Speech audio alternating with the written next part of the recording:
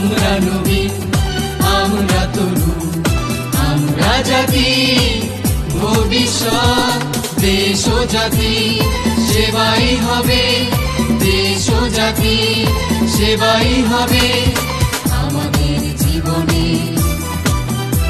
শপথ, শিক্ষা, নৈতিকতা, মানবতা, দেশপ্রেম আমাদের চলার নীতি, আমাদের চলার নীতি। এটাই মজিদ জরিনা ফাউন্ডেশন স্কুল কলেজে মূলনীতি। প্রিয় শিক্ষার্থী বন্ধুরা, তোমরা কেমন আছো? আমি প্রত্যাশা করছি তোমরা ভালো আছো, আর আমিও তোমাদের দোয়ায় আলহামদুলিল্লাহ ভালো আছি। আমি তোমাদের মাঝে আবারও পুনরায় আজকে হাজির হলাম। এই করোনা পরিস্থিতিতে বাসায় বসে তোমরা যাতে অনলাইন ক্লাস কার্যক্রম ঠিক মতো করতে পারো, অনলাইন ক্লাসগুলোর সঙ্গে থাকো, এতে করে তোমাদের লেখাপড়া যাতে কিছুটা হলেও অগ্রসর হয়, এজন্য সংশ্লিষ্ট কলেজ কর্তৃপক্ষকে আমি আন্তরিকভাবে ধন্যবাদ জানাচ্ছি। আর তোমরা যারা ইতোমধ্যে আমাদের সঙ্গে সার্বক্ষণিকভাবে অনলাইন ক্লাসের সাথে যুক্ত রয়েছো, অনলাইন পরীক্ষার সাথে যুক্ত রয়েছো, আফটার অল সার্বক্ষণিক আমাদের সঙ্গে অনলাইনে রয়েছো, তোমাদেরকেও জানাই আন্তরিকভাবে শুভেচ্ছা ও অভিনন্দন। তো প্রিয় শিক্ষার্থী বন্ধুরা, আর কথা নয়, এখন আমি সরাসরি চলে যাব আমাদের আজকের মূল ক্লাসে। সকলের জ্ঞাতার্থে আমি আরো একবার জানাচ্ছি যে আমাদের লেকচার নাম্বার 9, অর্থাৎ গত ক্লাসে আমরা শিখেছিলাম যে সিএফসি কি, এই সিএফসির কোড নির্ণয় শিখেছিলাম, যে রাসায়নিক সংকেত থেকে কিভাবে কোড নির্ণয় করতে হয় সেটা আমরা শিখেছিলাম। আর আজকে শিখব কোড থেকে কিভাবে আমরা রাসায়নিক সংকেত নির্ণয় করব, অর্থাৎ সিএফসি সংক্রান্ত যে সংকেতগুলো রয়েছে সেগুলো আমরা সিএফসি কোড থেকে কিভাবে নির্ণয় করতে পারি সেই বিষয়ে আমি বিস্তর আলোচনা করব।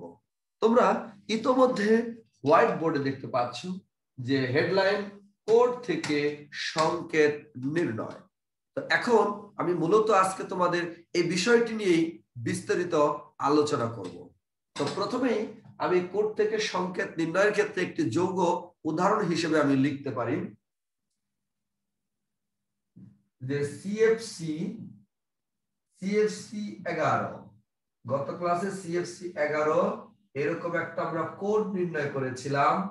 এই সিএফসি কোড, সিএফসি 11, এই কোড থেকে আমি কিভাবে রাসায়নিক সংকেত পেতে পারি সেই সিস্টেমটা এখন আমরা দেখব। আমাদের সূত্র হচ্ছে 90 এর সাথে এ বি সি যোগ করতে হবে। আমাদের 90 এর সাথে এ বি সি যোগ করতে হবে। এখানে এবিসি হলো কোড নাম্বার, এখানে কোড নাম্বার হচ্ছে 11, অর্থাৎ 90 এর সাথে এবিসি যোগ করতে হবে। যোগ করলে আমরা যেটা পাবো সেটা লিখবো প্রাপ্ত সংখ্যা মান।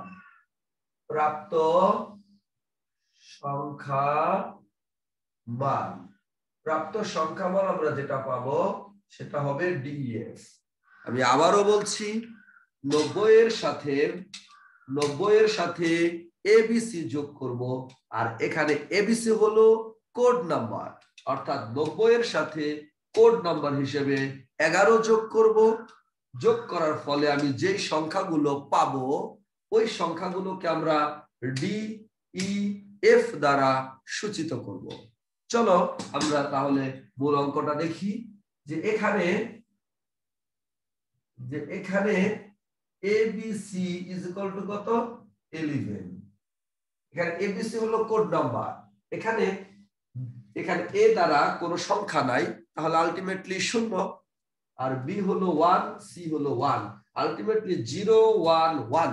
আমার তো 0 লেখার কোনো দরকার নেই, এর জন্য আমরা শুধু 11 লিখেছি। তাহলে এবিসি সমান 11। তাহলে 90 এর সাথে, অতএব 90 যোগ 11 ইজ ইকুয়াল টু 101।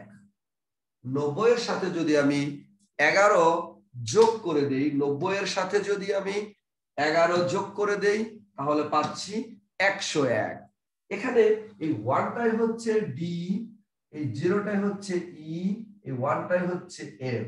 অর্থাৎ আমি 90 এর সাথে এবিসি যোগ করার ফলে যে প্রাপ্ত সংখ্যামান পাবো, এই প্রাপ্ত সংখ্যামানটাই হচ্ছে ডি ই এফ দ্বারা প্রকাশ করা হয়। তো এখন আমরা দেখব এখানে ডি দ্বারা কি বোঝানো হয়েছে, যে যেখানে ডি সমান অণুতে বিদ্যমান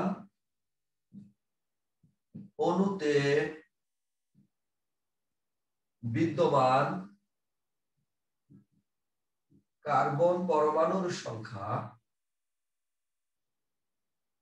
অণুতে বিদ্যমান কার্বন পরমাণুর সংখ্যা বিয়োগ 1।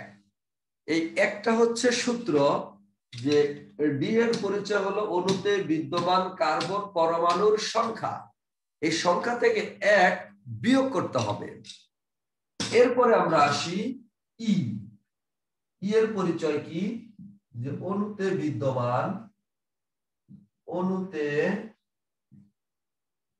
বিদ্যমান হাইড্রোজেন পরমাণুর সংখ্যা, হাইড্রোজেন পরমাণুর সংখ্যা যোগ 1। অর্থাৎ ই এর পরিচয় হচ্ছে অণুতে কতগুলো হাইড্রোজেন পরমাণু আছে তার সংখ্যার সাথে 1 যোগ করতে হবে, অণুতে বিদ্যমান হাইড্রোজেন পরমাণুর সংখ্যা। এরপরে আমাকে বের করতে হবে এফ এর পরিচয় কি। এফ এর পরিচয় হলো অণুতে বিদ্যমান ফ্লোরিন পরমাণুর সংখ্যা, অণুতে বিদ্যমান ফ্লোরিন পরমাণুর সংখ্যা। এখানে কোনো +1 অথবা -1 যুক্ত হবে না, এক কথায় ফ্লোরিন পরমাণুর সংখ্যা। আমরা কি বুঝলাম? তাহলে আমরা বুঝলাম যে ডি হলো অণুতে বিদ্যমান কার্বন পরমাণুর সংখ্যা, ই এর পরিচয় হলো অণুতে বিদ্যমান হাইড্রোজেন পরমাণুর সংখ্যা, এফ এর পরিচয় হলো অণুতে বিদ্যমান ফ্লোরিন পরমাণুর সংখ্যা। তাহলে শিক্ষার্থী বন্ধুরা, আমার আরেকটা জিনিস বাকি রয়েছে, সেটি হলো ক্লোরিন পরমাণুর সংখ্যাটা আমাকে বের করতে হবে। আমি যদি একটু পাশে লিখি, যে অণুতে বিদ্যমান ক্লোরিন পেয়েছি, এখন লিখবো যে এবং ক্লোরিন পরমাণুর সংখ্যা, ক্লোরিন পরমাণুর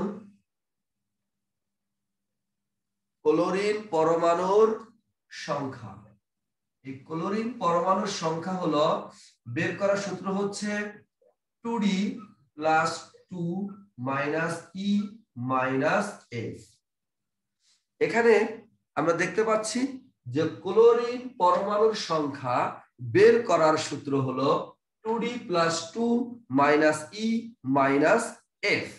তাহলে এখানে দেখো যে ডি এর মান দেওয়া আছে, ই এর মান দেওয়া আছে, এফ এর মান দেওয়া আছে। তাহলে ডি এফ এর সাহায্যে আমরা ক্লোরিন পরমাণুর সংখ্যা বের করব। তাহলে 2 গুণন ডি এর মান। এখানে আরেকটা বিষয়, যে অণুতে বিদ্যমান কার্বন পরমাণুর সংখ্যা বিয়োগ 1, তাহলে এটা হলো আমার টোটাল সূত্র।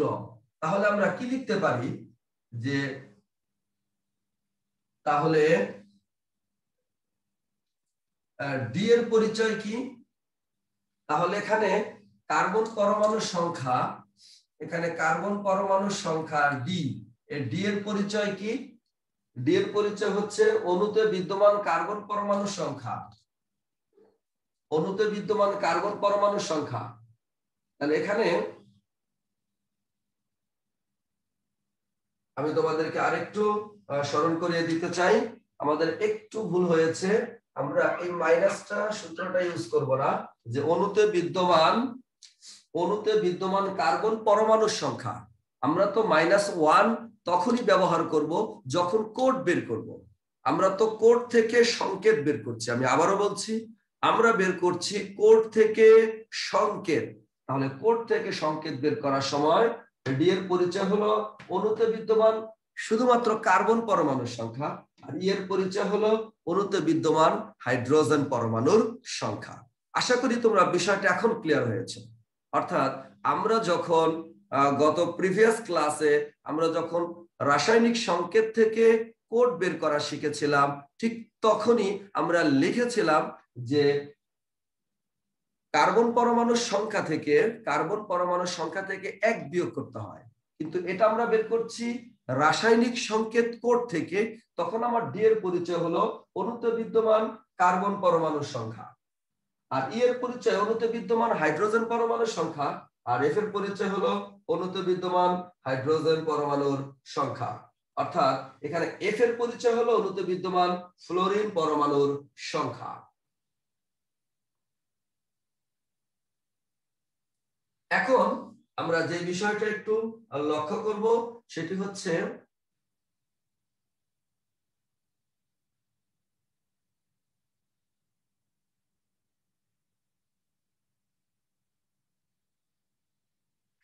আচ্ছা, এখানে যদি আমরা সমান চিহ্ন দিই, এখানে একটু সমান চিহ্ন দেই যে অণুতে, তাহলে এখানে যে ডি এর পরিচয় হলো 1, অণুতে বিদ্যমান কার্বন পরমাণুর সংখ্যা।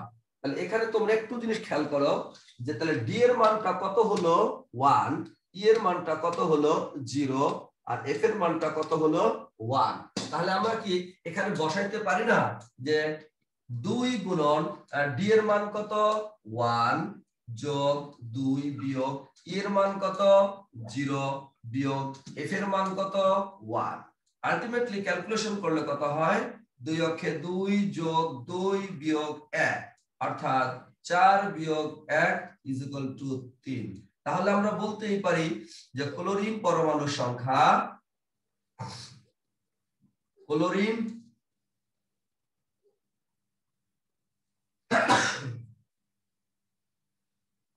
পরমাণুর সংখ্যা সমান 3। তাহলে আমরা বলতেই পারি যে ক্লোরিন পরমাণুর সংখ্যা হলো 3। আর এখানে আমি একটু কারেকশন করে দিচ্ছি, অণুতে বিদ্যমান কার্বন পরমাণুর সংখ্যা সমান কত 1, আর এখানে ই এর মান হচ্ছে 0, হাইড্রোজেন পরমাণু নাই, হাইড্রোজেন পরমাণুর সংখ্যা হলো 0, আর এফ এর পরিচয় হচ্ছে ফ্লোরিন পরমাণুর সংখ্যা, এই ফ্লোরিন পরমাণুর সংখ্যা হলো 1। তাহলে শিক্ষার্থী বন্ধুরা, তাহলে আমরা কি পেলাম?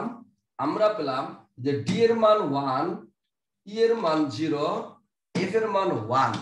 অর্থাৎ এই অণুতে কার্বন পরমাণুর সংখ্যা আছে 1টি, হাইড্রোজেন পরমাণুর কোনো সংখ্যা নেই মানে 0, এবং ফ্লোরিন পরমাণুর সংখ্যা হলো 1টি। আর এই ডি এবং ই এবং এফ এগুলো ব্যবহার করে আমরা বের করেছি ক্লোরিন পরমাণুর সংখ্যা 3টি।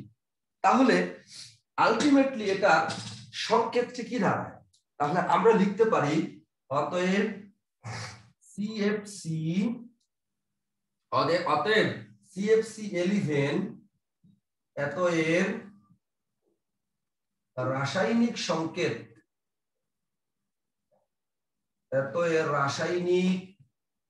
সংকেত যেহেতু কার্বন একটা তাহলে C1, হাইড্রোজেন নাই, ফ্লোরিন একটা এজন্য F1, ক্লোরিন 3টা এজন্য 3। আমরা লিখতে পারি CFCl3। তাহলে আমরা লিখতে পারি CFCl3, অর্থাৎ CFCl3। তাহলে প্রিয় শিক্ষার্থী বন্ধুরা, তাহলে একটা জিনিস খেয়াল করো, আমরা টোটালি কোড থেকে কিভাবে সংকেত বের করতে হয় এটা একবার সামারি করতে চাই। আমরা যদি সামারি করি তাহলে বিষয়টি কি দাঁড়ায় যে 90 এর সাথে এবিসি অর্থাৎ কোডটা বের করতে হবে 1 নম্বর কাজ। বের করে যে মানগুলো পাবো সেই মানগুলোকে ডিইএফ দ্বারা প্রকাশ করব। দেখো আমি 90 এর সাথে কোড কত 11, এটা যোগ করে দিয়েছি, পেয়েছি 101। এখানে ডি এর পরিচয় হলো 1, এই ডি মানে বুঝাইছি কার্বন পরমাণুর সংখ্যা। এই দেখো কার্বন পরমাণুর সংখ্যা 1টা। তারপরে ই দ্বারা বুঝাইছি হাইড্রোজেন পরমাণু সংখ্যা, এখানে ই এর মান হচ্ছে 0, এই যে আমরা লিখেছি 0। তারপরে দেখো এফ এর পরিচয় হচ্ছে ফ্লোরিন পরমাণুর সংখ্যা, এখানে দেখো 1 লেখা আছে, আমরা ঠিক 1 লিখেছি। এরপরে দেখো এই ডি ই এফ এই তিনটা পদ ব্যবহার করে আমরা ক্লোরিন পরমাণুর সংখ্যা বের করব, যার সূত্র হলো 2d + 2 - e - f। তাহলে এই ডি এর মান 1, ই এর মান 0, এফ এর মান 1, মানগুলো বসে ক্যালকুলেশন করে আমরা পাইলাম ক্লোরিন পরমাণু সংখ্যা 3টা। আলটিমেটলি সিএফসি 11 এর রাসায়নিক সংকেতটি কি দাঁড়ালো? রাসায়নিক সংকেতটি দাঁড়ালো কার্বন আছে একটা, এজন্য লিখেছি C1, ফ্লোরিন আছে হাইড্রোজেন নাই, এজন্য আমি হাইড্রোজেন লিখি নাই, আর ফ্লোরিন আছে একটা, এজন্য লিখেছি F1, আর ক্লোরিন আছে 3টা, এজন্য লিখেছি Cl3। আলটিমেটলি সংকেতটি দাঁড়ালো CfCl3। আলটিমেটলি সংকেতটি দাঁড়ালো CfCl3। তো প্রিয় শিক্ষার্থী বন্ধুরা, আশা করি তোমরা এখন কোড থেকে সংকেত নির্ণয় করতে পারবা। তাহলে আমি যদি একটু রিক্যাপ করি, যে গত ক্লাসে শিখলাম যে আমরা সংকেত থেকে কিভাবে কোড বের করতে হয়, এবং আজকে শিখলাম যে কোড থেকে কিভাবে সংকেত বের করতে হয়। আশা করি তোমরা এখন এই বিষয়টা ক্লিয়ার। এখন তোমাদের যার কাছে যে বই রয়েছে সেই বই থেকে তোমরা একটু বুঝে শুনে প্র্যাকটিস করলেই আশা করছি তোমরা খুব ভালোভাবে বিষয়টা উপলব্ধি করতে পারবে। এখন আমি ভিন্ন টপিকসে চলে যেতে চাই।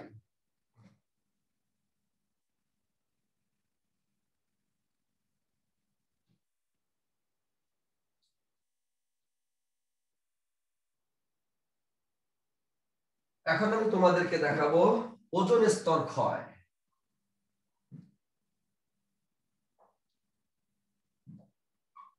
ওজোন স্তর ক্ষয়।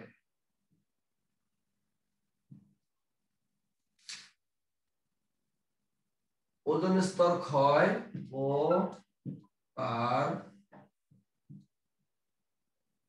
কৌশল।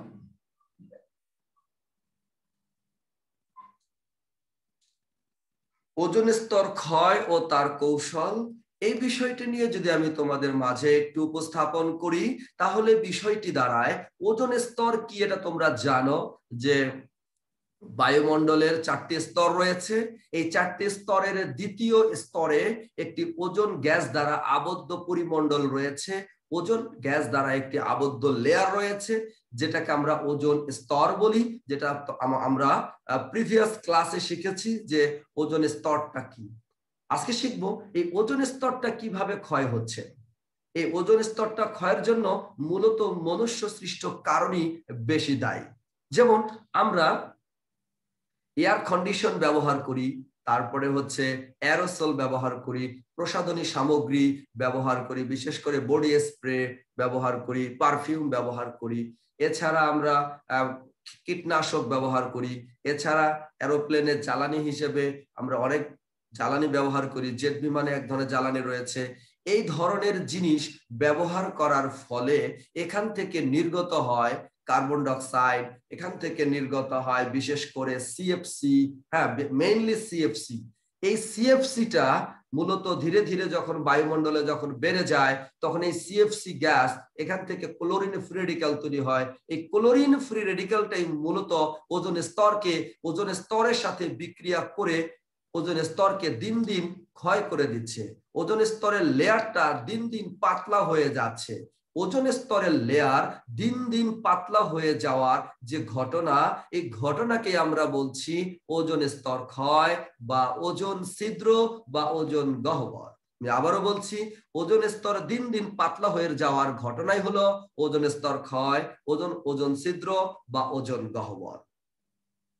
এখন এই যে ক্লোরিন ফ্রি রেডিক্যালের কথা আমি একটু বলেছি, তোমরা একটু অনুধাবন করতে শেখো যে একটি ক্লোরিন ফ্রি রেডিক্যাল 10,000 ওজন অণুকে ধ্বংস করতে পারে। চিন্তা করা যায় বিষয়টা?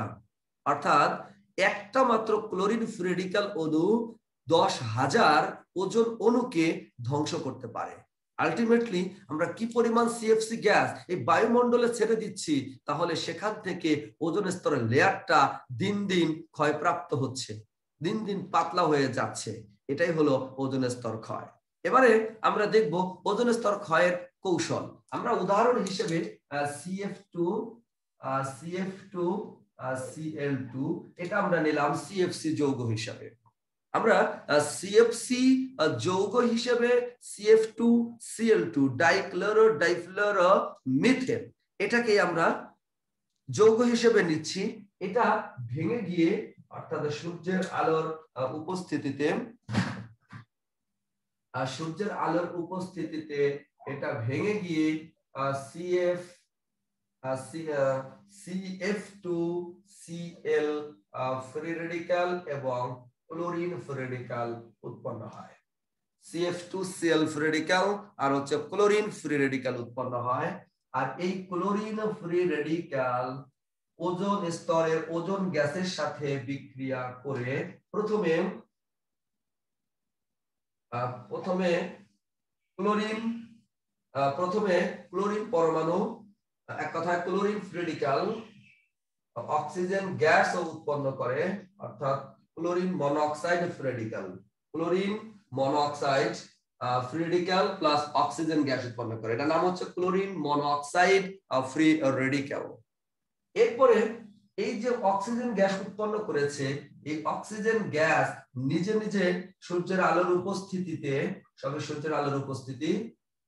এই সূর্যের আলোর উপস্থিতিতে আপনা আপনি ভেঙে গিয়ে oxygen radical plus oxygen radical উৎপন্ন করে। আর এই যে অক্সিজেন রেডিক্যাল আর আগে থেকে উৎপন্ন হয়েছিল ক্লোরিন মনোঅক্সাইড মুক্তমূলক বা ফ্রি রেডিক্যাল, এরা নিজেরা বিক্রিয়া করে অক্সিজেন গ্যাস উৎপন্ন করে, আবার ক্লোরিন রেডিক্যাল উৎপন্ন করে। আলটিমেটলি এই বিক্রিয়াগুলো একবার শুরু হলে তা ক্রমাগত চলতে থাকে। এই ধরনের বিক্রিয়াকে আমরা শিকল বিক্রিয়া বা চেইন বিক্রিয়া বলে থাকি। এই বিষয়টা আমি আরো একবার পরিষ্কার করতে চাই, সেটি হলো যে CF2Cl2 আমরা CFC যৌগ হিসেবে নিলাম। এটা সূর্যের আলোর উপস্থিতিতে ভেঙে গিয়ে CF2Cl ফ্রি রেডিক্যাল এবং ক্লোরিন ফ্রি রেডিক্যাল উৎপন্ন করে। এই যে ক্লোরিন ফ্রি রেডিক্যাল উৎপন্ন হলো, এই ক্লোরিন ফ্রি রেডিক্যাল অত্যন্ত, এক কথা মনে রাখবে, যে কোনো মুক্তমূলক অত্যন্ত সক্রিয় হয়, অত্যন্ত অ্যাক্টিভ হয়, বিক্রিয়া করার জন্য অত্যন্ত আগ্রহ প্রকাশ করে যারা অত্যন্ত সক্রিয়। সেই হিসেবে এই ক্লোরিন ফ্রি রেডিক্যাল ওজোন স্তরের ওজোন গ্যাসের সাথে বিক্রিয়া করে ক্লোরিন মনোঅক্সাইড ফ্রি রেডিক্যাল এবং অক্সিজেন গ্যাস উৎপন্ন করে। এই ক্লোরিন মনোঅক্সাইড ফ্রি রেডিক্যাল আগে থেকে তো উৎপন্ন হয়ে গেল, আবার অক্সিজেন গ্যাস উৎপন্ন হওয়ার সাথে সাথে সূর্যের আলোর উপস্থিতিতে ভেঙে গিয়ে দুইটা অক্সিজেন ফ্রি রেডিক্যাল উৎপন্ন করে। এই একটা অক্সিজেন ফ্রি রেডিক্যাল, এই হলো একটা অক্সিজেন ফ্রি রেডিক্যাল, অর্থাৎ দুইটা অক্সিজেন ফ্রি রেডিক্যাল তৈরি করে। এই অক্সিজেন ফ্রি রেডিক্যাল আগে থেকে তৈরি হওয়া ক্লোরিন মনোঅক্সাইড ফ্রি রেডিক্যালের সাথে যুক্ত হয়ে পুনরায় অক্সিজেন গ্যাস উৎপন্ন করে এবং ক্লোরিন ফ্রি রেডিক্যাল উৎপন্ন করে। তাহলে তোমরা একটা জিনিস তোমরা এখানে দেখতে পাচ্ছ, দেখো স্টার্টিং এ ক্লোরিন ফ্রি রেডিক্যাল তৈরি হয়েছিল, সেই ক্লোরিন ফ্রি রেডিক্যাল আবার তৈরি হয়েছে। আবার দেখো শুরুতে সেকেন্ড লাইনে সেকেন্ড বিক্রিয়া অক্সিজেন গ্যাস তৈরি হয়েছিল, যেখান থেকে অক্সিজেন ফ্রি রেডিক্যাল তৈরি হয়েছিল, আবার দেখো অক্সিজেন গ্যাস তৈরি হয়েছে। এর মানে এই অক্সিজেন গ্যাসটা পুনরায় ভেঙে গিয়ে আবার অক্সিজেন ফ্রি রেডিক্যাল তৈরি করবে, আবার আগে থেকে থাকা ক্লোরিন ফ্রি রেডিক্যালের সাথে বিক্রিয়া করে আবার ক্লোরিন মনোঅক্সাইড ফ্রি রেডিক্যাল উৎপন্ন করে। আলটিমেটলি এই বিক্রিয়া একবার শুরু হলে ক্রমাগত চলতে থাকে। এই ধরনের বিক্রিয়াকেও আমরা চেইন বিক্রিয়া বা শিকল বিক্রিয়া বলতে পারি। তো প্রিয় শিক্ষার্থী বন্ধুরা, এভাবেই ওজোন স্তরকে দিন দিন ক্ষয় করে যাচ্ছে এই ক্লোরিন ফ্রি রেডিক্যাল। এক কথা আমরা বলতে পারি CFC, কারণ CF2Cl2 হলো CFC ক্লোরোফ্লোরো কার্বনের একটি যৌগ।